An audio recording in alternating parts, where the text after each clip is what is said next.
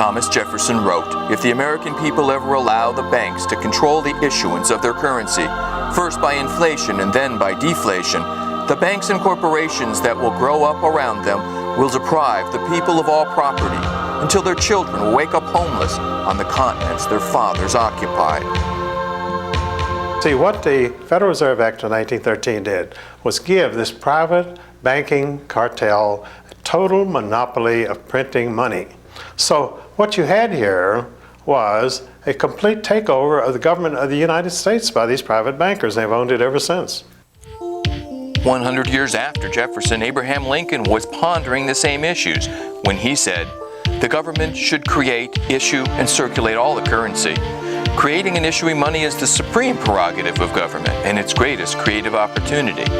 Adopting these principles will save the taxpayers immense sums of interest, and money will cease to be the master and become the servant of humanity." Every $100 bill which the Federal Reserve System prints and is sold to the United States at full face value represents a $100 loan. Even though the government pays for it, they still pay interest, and it becomes, that's what your $4 trillion debt is, are the Federal Reserve notes. What do the fears expressed by Jefferson and Lincoln have to do with today's murmurings about something called the New World Order? And incidentally, it was Woodrow Wilson who first proclaimed the New World Order. It was the creation of the Federal Reserve that put the cap on this whole revolution, because that's what it was. It was a revolution that overthrew the traditional American system, the traditional government of the United States. There is a controversy raging everywhere in America today. Everywhere, that is, except in our major media. A controversy that goes to the very heart of who we are. Are we citizens of the greatest democracy on the face of the earth? Are we captains of our own fate? Or are we merely pawns in the geopolitical strategies of shadowy international financiers? Financiers that may even control our own Federal Reserve. Do groups like the Bilderbergers, the Council on Foreign Relations, the Trilateral Commission, and the Federal Reserve control what happens here in America? Tonight we're going to see some evidence that they might. Tonight we're going to see some evidence that there may just be masters of the universe. Tonight we will visit the scene of a crime so perfect that for almost 30 years no one knew that it had even taken place. The secret birth of a criminal conspiracy to rob not just one, but each and every bank vault in America, all at the same time. And in between, we've got wars, assassinations, and Martians.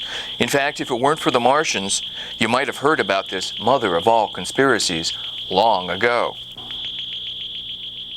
At precisely 8 p.m. on the evening of October 30th, 1938, the Mercury Radio Network interrupts the music of Ramon Raquello and his orchestra for a special news bulletin. A huge flaming object believed to be a meteorite fallen on a farm near Grover's Mill, New Jersey. Moments later comes a correction. It's not a meteorite, no, but incredibly, Martian cylinders falling all over the country. The famous War of the Worlds broadcast has begun. Welcome to California. With its terrifyingly real descriptions of an invasion from Mars, and before the night is out, 1 million people will run panicked into the streets. But what has been, for almost 50 years, a closely guarded secret is this. Orson Welles' broadcast was no mere show business stunt. It was an experiment in fear, a psychological warfare test conducted for the Rockefeller Foundation.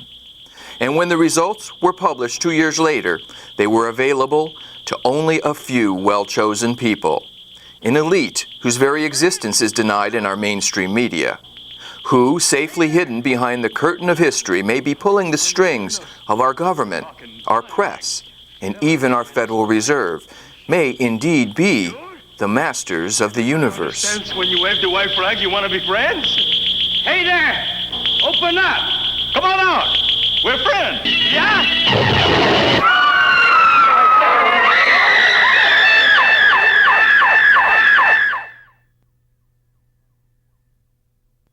The psychological warfare test, which we discovered in Orson Welles' broadcast, is crucial to any understanding of why some people feel that elite institutions like the Federal Reserve, the Council on Foreign Relations, and the Bilderbergers pulled the strings that we all dance on. The people who call conspiracy theorists are not the conspiracy theorists themselves, so to speak. So it's we're talking about facts.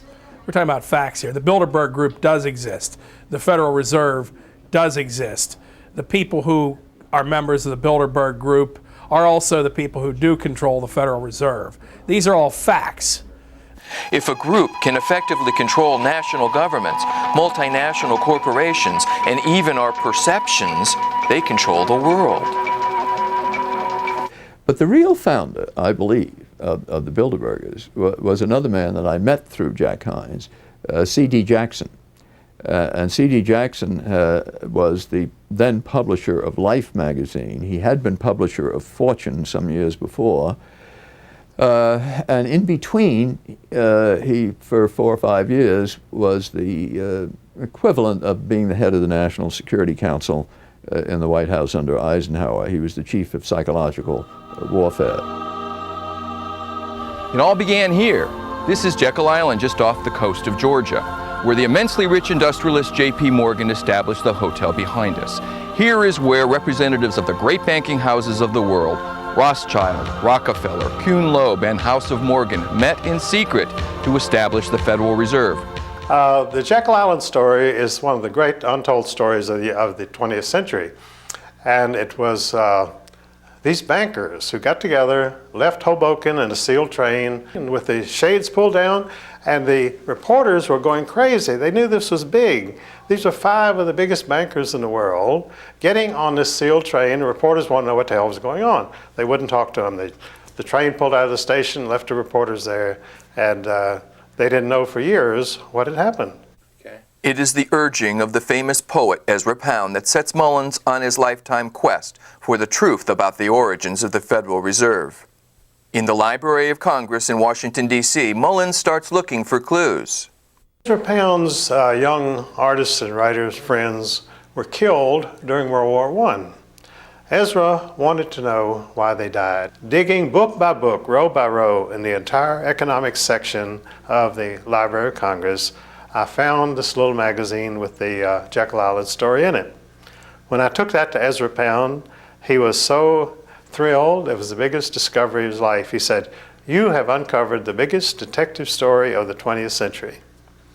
Why does Pound call Mullins' investigation the biggest detective story of the 20th century?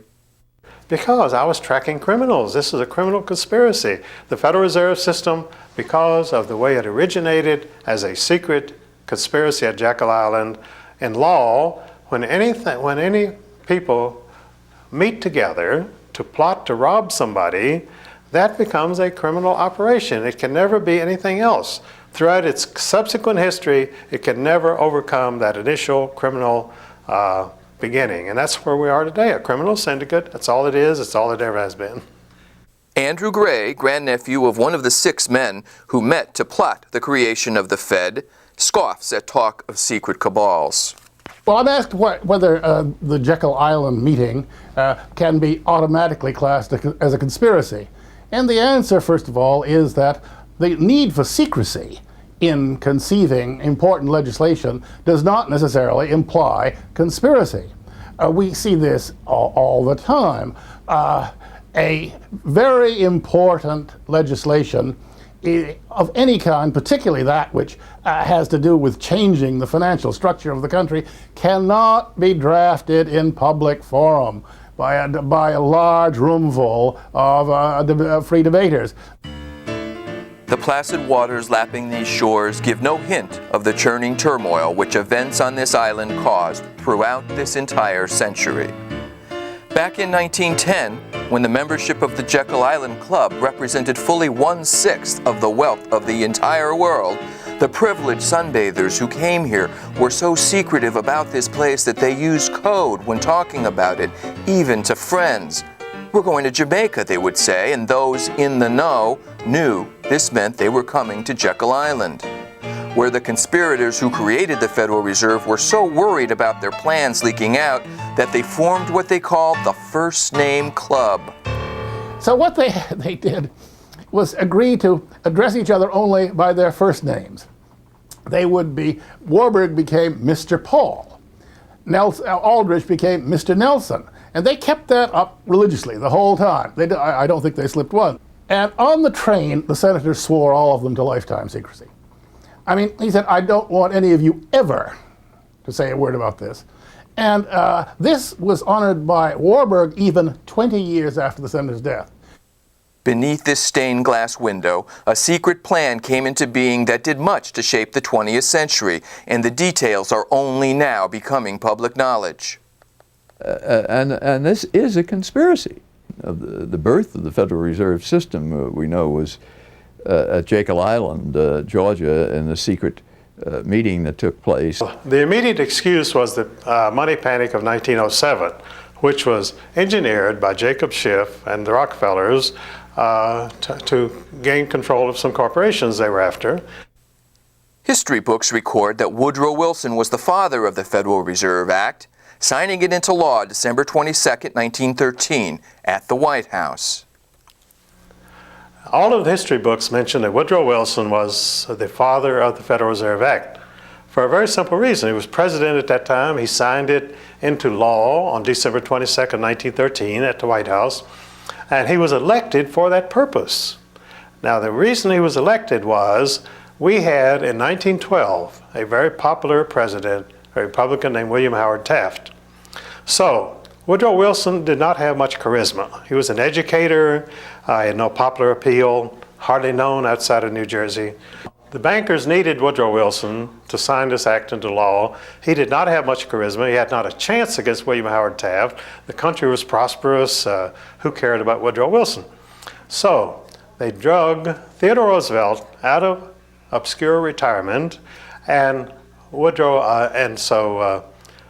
Roosevelt formed the Bull Moose Party and split the Republican Party and elected Woodrow Wilson. It was the creation of the Federal Reserve that put the cap on this whole revolution, because that's what it was.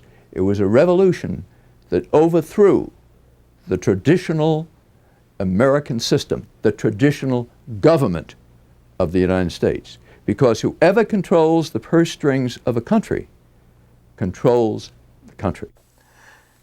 Years later, Wilson was to write that he had been deceived into signing the Fed into law, murmuring just before he died, "I have betrayed my country." The establishment of the Federal Reserve System was always a conspiracy. The conspirators never told the public what they wanted. They said, we're going to give you banking reform. We'll give the farmers credit. There will be no more bank failures in the United States. Well, you know what a laugh that was after 1929. Indeed, the Federal Reserve actually caused the Great Depression, according to no less an authority than Nobel Prize-winning economist Milton Friedman, by deliberately reducing the amount of money in circulation. Less money, less work, less food, more misery. And prominent Congressman Louis McFadden agreed, saying it was a carefully contrived occurrence of the international bankers sought to bring about a condition of despair so that they might emerge as rulers of us all. And Franklin Roosevelt's own son-in-law called the Depression the deliberate shearing of the public by the world money power, triggered by the planned sudden shortage of call money in the New York markets. Insider Joseph Kennedy's wealth grew, for example, from $4 million in '29 to over $100 million just 4 short years later. But then, as now, America's press failed to tell us what was happening. These scenes of unrest in America have never been seen before. Cameramen could shoot them, but the newsreels wouldn't play them. You see, controlling the news started early in America. As early as 1931, one Hollywood studio had decided not to use footage of strikes or unrest or anything controversial. But the lighter side of the news got, then as now, lots of play. This is the world's championship sneezing contest. The use of sneezing powder, snuff, feathers or ticklers to produce artificial sneezing will be prohibitive. Populists from William Jennings Bryan to Father Charles Coughlin weren't afraid to speak the truth. May I remind our president with all due respect that not one of these soldiers cast a ballot on that fateful Good Friday night in the spring of 1917 to force a peace-loving nation like ours to take up arms for the profiteers and the exploiters of mankind.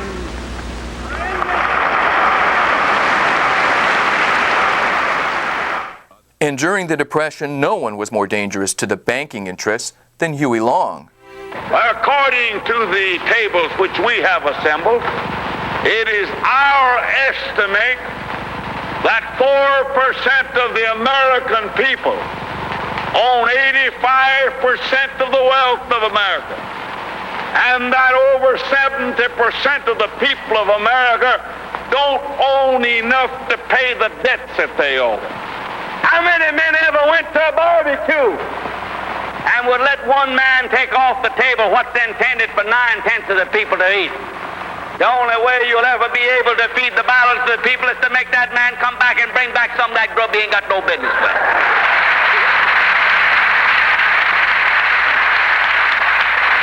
Now, how are you going to feed the balance of the people?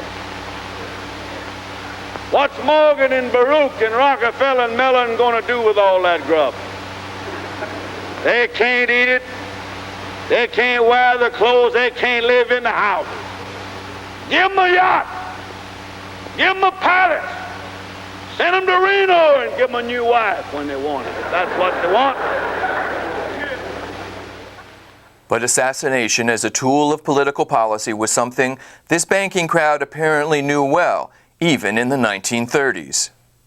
I thought cash is cash, and how can a dollar bill be an interest-bearing vehicle? But they all are interest-bearing currency. And you see both John F. Kennedy and Abraham Lincoln were murdered because they went to the Treasury and started printing non-interest-bearing currency, the greenback notes. And they were immediately killed because the bankers didn't want to lose these billions of dollars of interest. Did the creation of the Federal Reserve represent a government takeover of the United States by shadowy international financiers? Certainly the Fed was designed to protect somebody's interests, but whose? Interest of the banking, the international banking community, not the American banking community. It was the international banking community. The Morgans were an international family. The fortune had first been made in England, and then they transferred their operation here. But they were allied with the Rothschilds and others in England, and these were the people who drafted, one of their agents drafted the script for the Federal Reserve, Paul Warburg. And incidentally, little known, is that Paul Warburg's brother was the chief of imperial intelligence for the Kaiser, all during World War I, while Paul was running the Federal Reserve. He was the vice chairman of the Federal Reserve.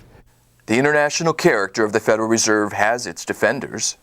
There has been, in the last 30 or 40 years, a much greater international flavor to the activities of the Fed because the banking system has become global.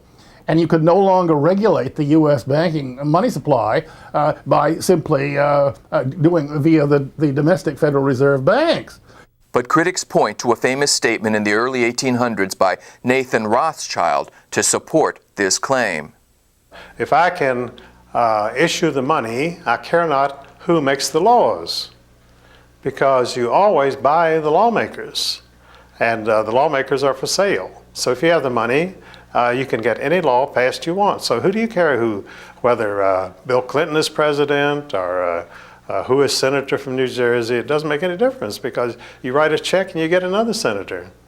Nathan Rothschild in 1820 might have had more right to say that than any of his successors. The statement is more or less absurd. The Federal Reserve does not control the money supply. The Federal Reserve influences the money supply. But the stickiest question in this debate is this: just who owns the Federal Reserve? Well, the City of London set the whole thing up. J.P. Morgan was simply an agent of the Bank of England when he organized this meeting down in Jekyll Island, Georgia. And the Federal Reserve Bank of New York, the stock is principally owned by 5 merchant banks in London chartered by the Bank of England. So you see, every decision of the Federal Reserve Bank of New York comes out of London. So then, who owns the Bank of England? Yes, the Queen of England was one of the original shareholders of the Bank of England. There again, you had another monopoly. Most of the original purchasers of the Bank of England in 1694, their families have owned that stock ever since.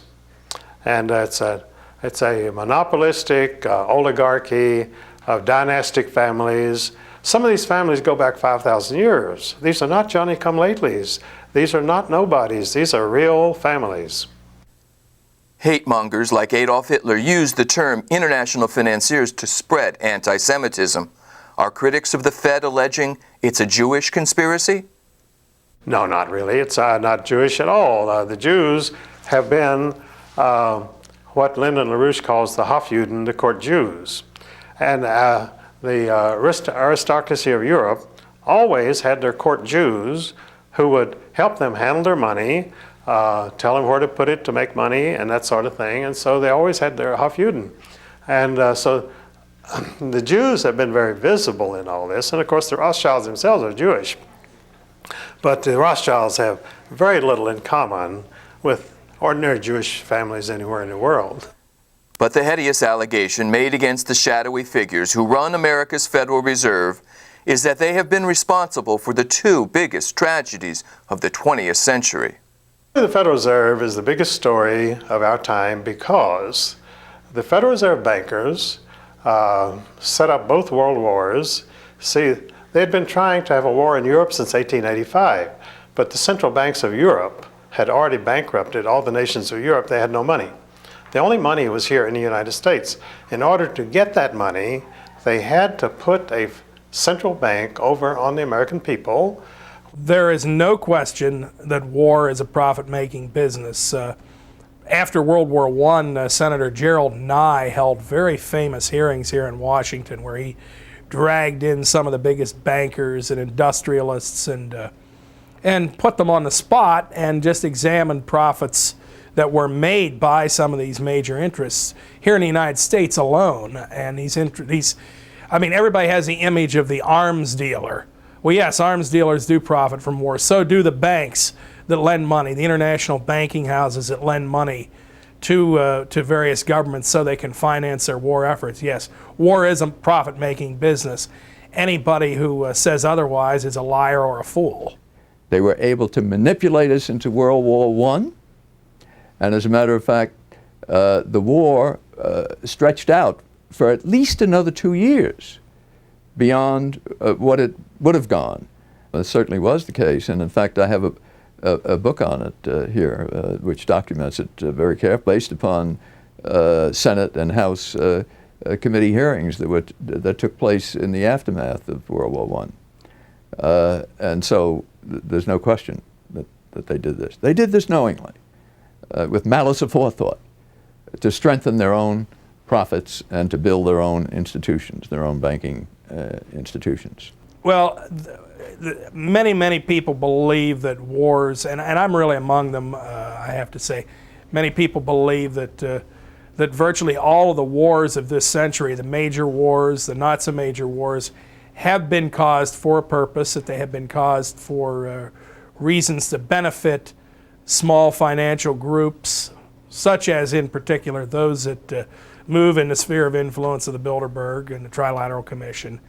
And that while we were told that we were fighting to stop communism in Vietnam, we fought for how many years in Vietnam and nothing happened there. But there are a lot of scholars who've looked into Vietnam and they can find traces of oil and traces of gold and traces of drugs and all sorts of other commodities that have been traded behind the scenes by the people controlling that war. So just take a look at Vietnam alone, and there's much more to the story than has been told to the American people or to the poor beleaguered people of Vietnam.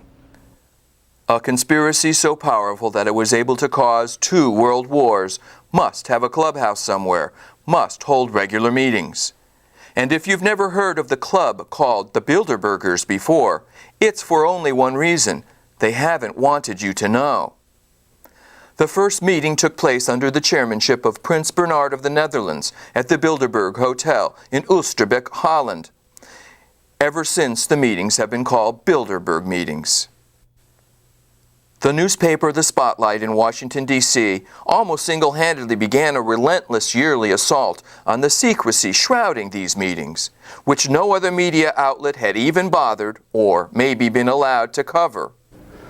What really fascinates me is the complete blackout in the American press. For more than 20 years, I've gone down to the press club every day. I check the wires, so forth, in their library, mingled with other paper boys, and I asked them the question many times: why, when if 120 film stars or 120 NFL football players met behind locked and guarded doors at a remote location for 3 days, you'd try very hard to penetrate and find out what those movie stars or football players are doing? Well, I have no curiosity at all when 120 of the world's most powerful financial leaders and political leaders meet for 3 days in a remote location behind armed guards in a complete blackout. Why no curiosity?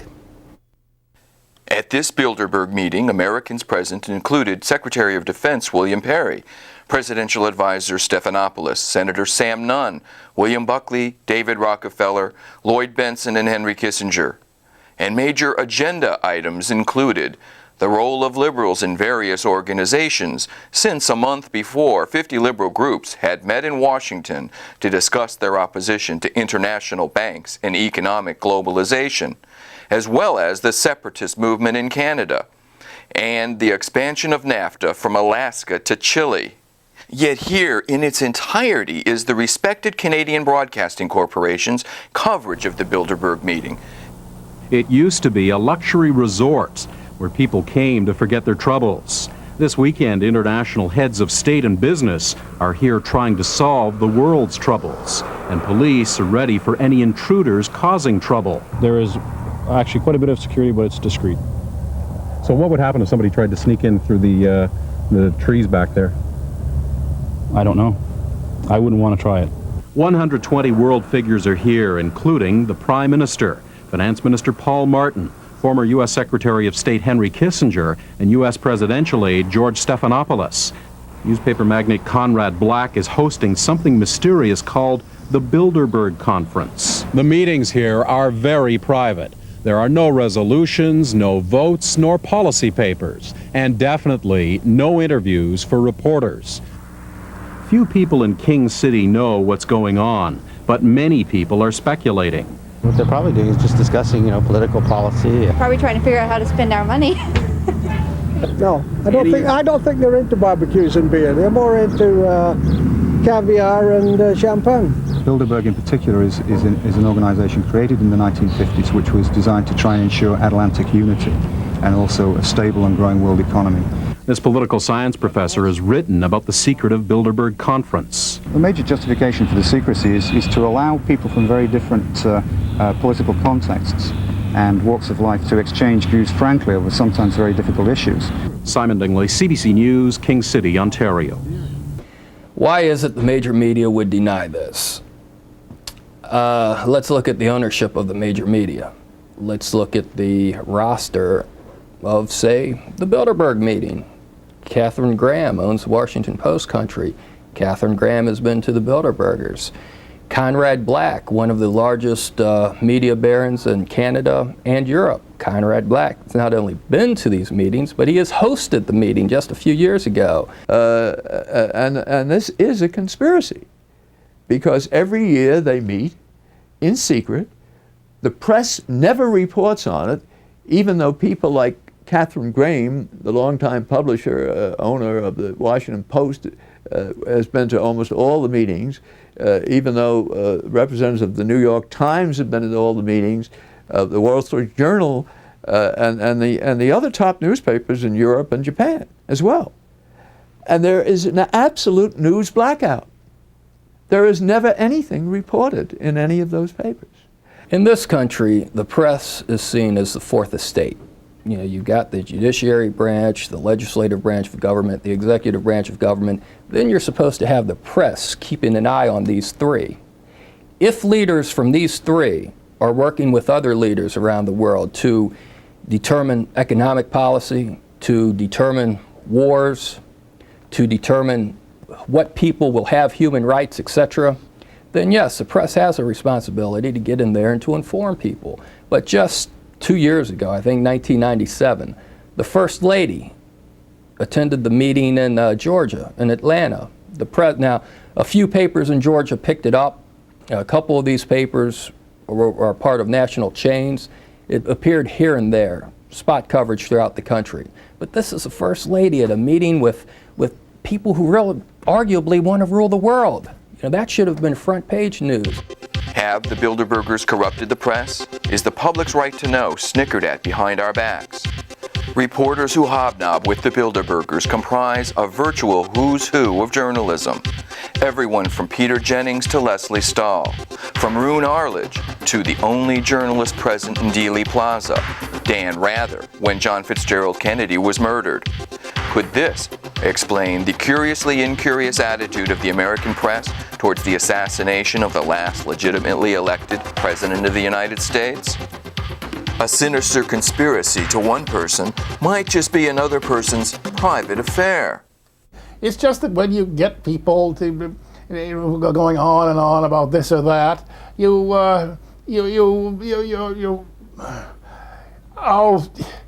it just isn't what a club is supposed to be. The Bilderberg is a clubby atmosphere. That's what it is, really. It's a clubby affair. By invitation only, that kind of thing. It's an elitist institution. Sure. Well, of course it is. Of course it is. Now, when you see groups like Council on Foreign Relations, Bilderbergers, Trilateral Commission, you have to remember bankers work internationally. No banker just works in one country. They work in all countries. And the central banks in all countries work together. Through special groups, they formed the Council on Foreign Relations at the Versailles Peace Conference after World War I. Now, many conservatives believe the CFR runs in the United States, but it only does it secondhand because the real power, the real orders come out of London first. The decisions made in Bilderberger meetings apparently affect all of our lives. Well, by penetrating the secrecy of Bilderberg, we were able to do an advanced story on the end of the Cold War, on the downfall of Maggie Thatcher,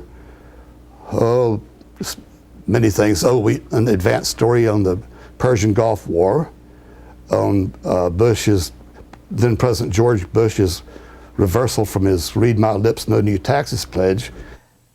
Seen in attendance at a Bilderberger meeting are all of the usual suspects.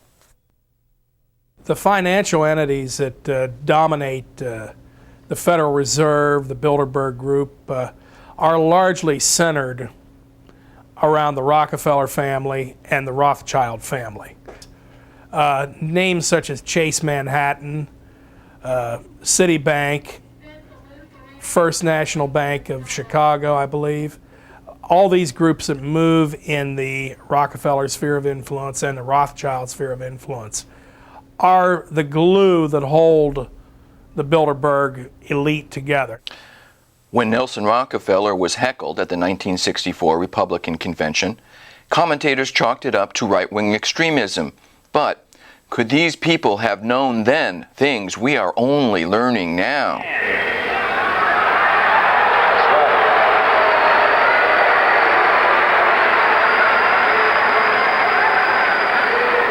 Their tactics have ranged from cancellation by coercion of a speaking engagement before a college to outright threats of personal violence.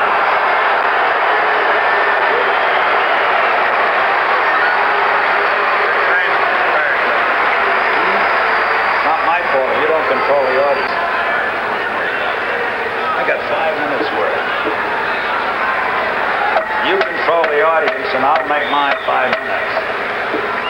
Most troubling of all is the evidence that these secret elite meetings may even choose our presidents. Jimmy Carter had been a one-term governor of Georgia, hardly known to the American people. He, however, had an entree into the international elite through his membership in David Rockefeller's Trilateral Commission. No one had ever heard of Jimmy Carter. I think that's fair to say. Yet, within the next several years, as he announced his presidential campaign, started moving towards a Democratic presidential nomination, he started getting a lot of favorable media coverage, particularly from media connected to the Rockefeller sphere of influence. Carter was painted as a populist, a man of the people, when in fact he was moving in the highest circles of the international elite. There are even more recent examples of the Bilderbergers selecting people to become our leaders. When we discovered that the obscure governor of Arkansas, Bill Clinton, had attended his first Bilderberg meeting in Baden-Baden, Germany in 1991, we were able to anticipate a political future for the young man.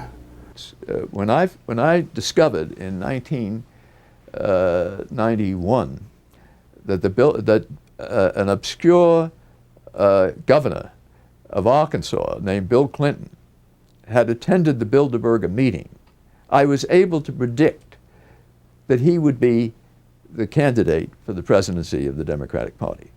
I didn't think he'd be elected president, incidentally, but he was. And so they picked him. The Bilderbergers actually picked him to be the president. Bill Clinton, like Jimmy Carter, is a product of the Rockefeller empire. Bill Clinton has a few up on Jimmy Carter, though. Not only was Clinton a member of the Trilateral Commission, but he was also invited to become a member of the Council on Foreign Relations. And he also was inducted into the Bilderberg group at its meeting in Baden-Baden, Germany in 1991. Bill Clinton was. So he essentially had the imprimatur of the Rockefeller and Rothschild families, and he had the appropriate backing, and he knew it. He's a smart guy, and that's how he got in the White House. I have no doubt about that in my mind. They put him there.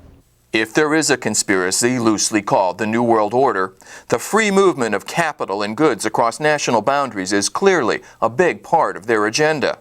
The global elite have been some of the primary promoters, in fact, the primary promoters of free trade, precisely because of the fact that they are the ones who control the major multinational corporations. They are the ones who want to build televisions in Mexico and in third world country, impoverished third world countries, and pay these people who otherwise have no employment. They want to pay them at sub minimum wages, slave wages, and then export them at gigantic profits back to the United States. But we're told by the major media in this country, which is tied in again with these international elites, that, oh, well, this is a temporary thing. It really is good for America. But it's not good for America. Look at anybody who's lost their job. Look at how their family suffers. That's the Bilderberg group at work. That's the Trilateral Commission. That's the Federal Reserve, all these elite groups that they're benefiting, but the average American isn't. Critics of the American CIA have long accused it of operating not in the best interests of Americans as a whole, but of being a virtual private army for multinationals, as well as being heavily involved in the drug trade. Could they be actually working for this sinister conspiracy? These families have been mostly in the banking business for at least 500 years, most of them. And they're always in international trade, because being in the banking, you can finance foreign voyages, trade in spices and whatever you want. And so as bankers, they became traders, and they get richer and richer and richer. They were in the slave trade, they were in the opium trade, because these people are not interested in 5% a year return. They want 1,000% a year return. And to get into those things, you need to get into gold, slaves, drugs. That's where the big money is. We are back to our initial question. Are we citizens of a great democracy, or is something more sinister at work? Is there anything wrong with the best and the brightest controlling our country? What's wrong with an elite ordering world events? There's a lot of things wrong with that. The American people, at least, have always been told that they control their own destiny through their elected representatives. But when you find their elected representatives attending secret meetings with some of the wealthiest bankers, industrialists, behind closed doors, surrounded by armed guards who will not let the general public in, and they're making decisions that affect the future of the American people and the people of the world, then there are legitimate questions as to why this elite should be able to dictate things. Are international financiers in control of our lives? Are they the masters of the universe? Well, they print the money. I mean, if you could print $1 billion tomorrow, well, you could be a master of the universe. But you can't because they have the monopoly. And as long as they can print the money, as long as they can buy the New York Times, the Washington Post, congressmen, senators, presidents, then you can't compete against them. What have you got to offer? If you have just a very few people, relatively few people, governing your government, you don't have a democratic government, do you? You've got a secret cabal here who is governing the United States. And not just the United States, but the governments of England and France, Germany, all the European countries, less influence in Japan, but quite a bit there too. And so, you know, what would you call it? It's a conspiracy. What else can you call it? It's a conspiracy against the people of the United States and of the Western world. Are the Rockefellers and the Rothschilds and the people in their sphere of influence the masters of the universe? That's an interesting question. Let's put it this way. They want to be the masters of the universe, but there are a lot of people who don't want them to be. It's only fitting that we end with a quote from the man who started it all, Woodrow Wilson, who, as we have seen, spent his remaining years regretting what he had done. We are controlled by a small group of dominant men, he said. The worst ruled and most completely controlled government in the civilized world. Some of the biggest men in the United States are afraid of something, he went on. They know that there is a power so organized, so subtle, so interlocked, and so complete that they had better not speak above their breath when they speak in condemnation of it. So, is there a sinister conspiracy in control of our lives? Are there masters of the universe? Democratic societies have always been the crowning glory of human civilization. And in a democracy, the people decide. They don't have their decisions made for them. Masters of the universe? You've seen the evidence. You decide.